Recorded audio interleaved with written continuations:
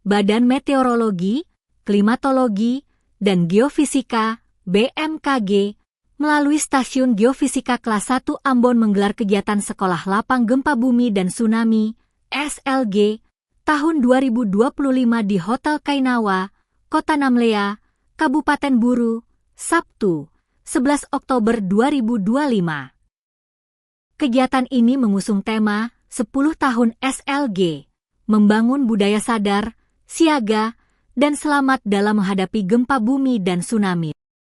Diikuti oleh 50 peserta dari berbagai unsur, antara lain masyarakat, BPBD, guru, Polsek Namlea, Koramil 1510 Namlea, Dinas Kominfo, Dinas Sosial, Puskesmas, Posar, ASDP, serta kalangan jurnalis. Pelatihan yang dimulai Sabtu siang tampak para peserta sangat antusias dan penuh semangat, di mana peserta aktif mengikuti setiap sesi, termasuk simulasi penanganan gempa bumi dan tsunami sesuai peran masing-masing dalam skenario tanggap darurat.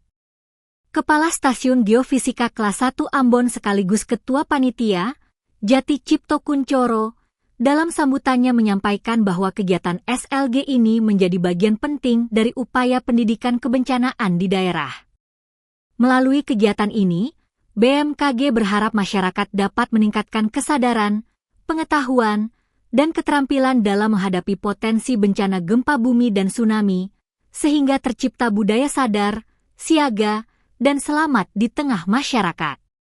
Diketahui kegiatan dihadiri Asisten 3 Pemerintah Daerah Kabupaten Buru Dr. Arman Buton, anggota Komisi V DPR RI Saadiah Uluputi, Kepala Stasiun Geofisika Kelas 1 Ambon Jati Cipto Kuncoro, serta Kepala Dinas Pendidikan Kabupaten Buru Iqbal Aziz. Apa yang harus dilakukan kan? Saya juga tidak tahu bagaimana. Aja saja Pak.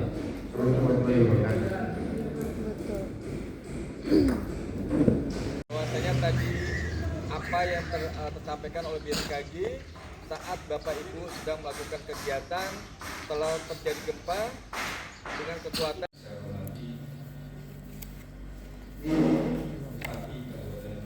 yang saat ini dibacakan oleh asisten 3 Bapak